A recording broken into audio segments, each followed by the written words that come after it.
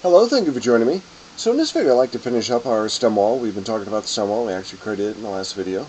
And along with the stem wall we need to put a footing in there. And the footing just supports the stem wall. You can't just put the stem wall on the ground there. It could be sagging ultimately. But what the footing does is it provides a concrete foot for that stem wall and spreads the weight out a little bit more around the perimeter of the house well below grade. And it should be adequate for supporting the house for many years to come.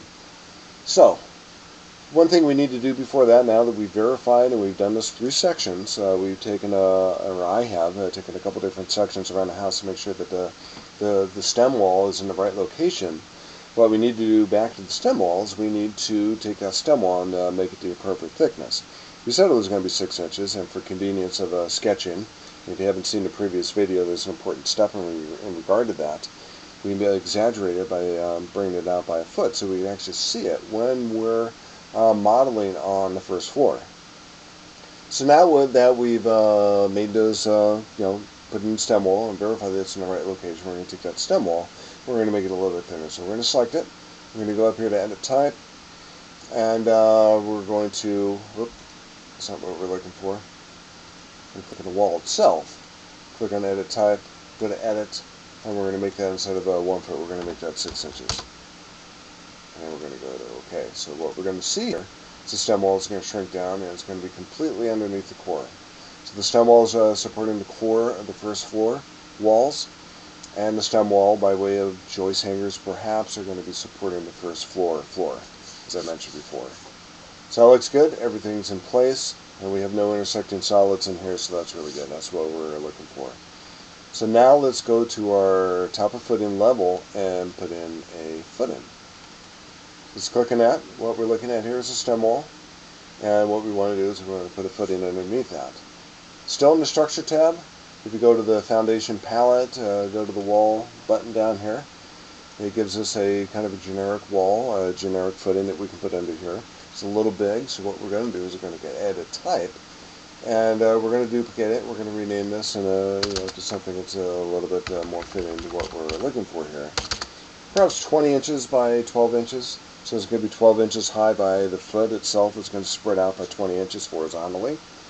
And if we do the math here real quick, we have a 6-inch wall. 6 inches out of 20 leaves us 14. Divide that by 2, it gives us about 7 inches of a footing on either side.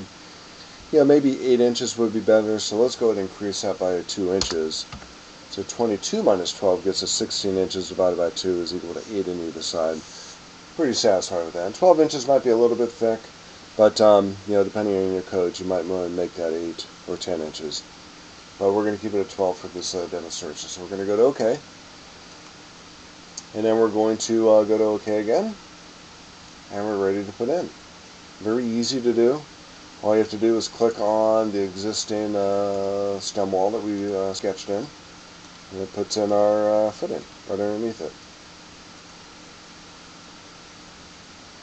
So let's go ahead and measure that, because that kind of looks like it's a little thick to me. So let's measure that and make sure that that's 8 inches as we're expecting it to be. 1 foot 3 inches.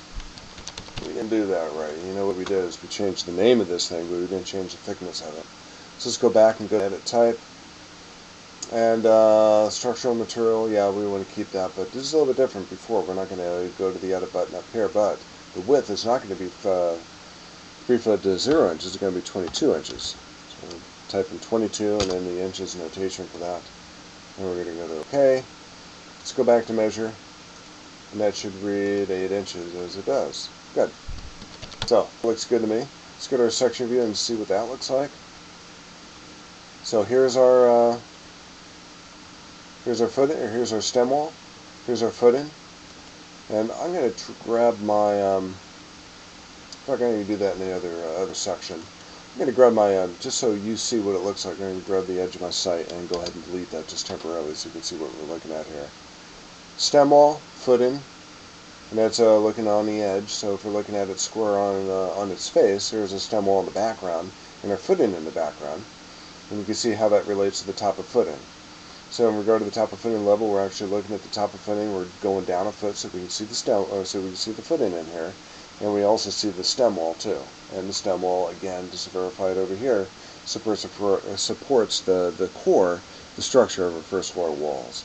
One last thing I want to show you, if you want to put in perhaps a concrete concrete floor, a slab in here, in order to create a basement instead of having a dirt down here, we can do that. Let's go back to the top of footing plan, and what we want to do is we want to put in another floor in here. So we can go in our structure tab, we can go to floor, and let's go ahead and choose a generic floor, and we'll create a slab for that. So we're going to go to edit type. We're going to make the floor perhaps, and again, depending on your code requirements, how thick the slab needs to be, I'm going to make it about 6 inches. So I'm going to make this concrete, and we're going to make that 6 inches.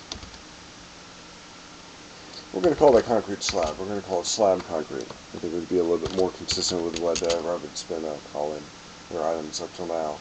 So I'll go to OK. We're going to go to edit. We're going to make sure that the core of this, which is the only element we're going to choose in here, is going to be cast in place concrete. Go to OK over here. We're going to make that 6 inches. We're going to keep that 6 inches in mind, by the way, so we're going to go to OK and OK. And we want to make sure that the core extends to the wall core. And what we want to do when we put this floor in is we want to choose not the footing wall, we want to choose the interior side of our stem wall. I also want to do an offset too, by the way. We're going to not change that here. I'm going to show you that in a section. We're going to make that change later.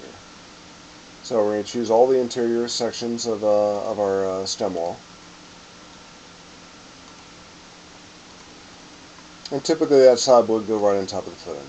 In fact, it might even be part of the footing when they're pouring that. So we're going to go to OK. Now what it is, it put that floor in at the same level as the footing. So let's go ahead and take a look at that and see if we can fix that with our section view. Oh wow, that is really thick. So that's like 6 feet thick. I thought I typed in the inches notation for that. So let's go and go to edit type and make that 6 inches around the 6 feet. It's a good idea to check your work, especially in a section view, which is kind of nice. You know, it shows some things that just may not be apparent in the plan view, and a lot of times the 3D view and a camera view helps in that respect too. So now it looks like we have intersecting solids down here. This slab is now intersecting with our footing. Let's go ahead and move that up.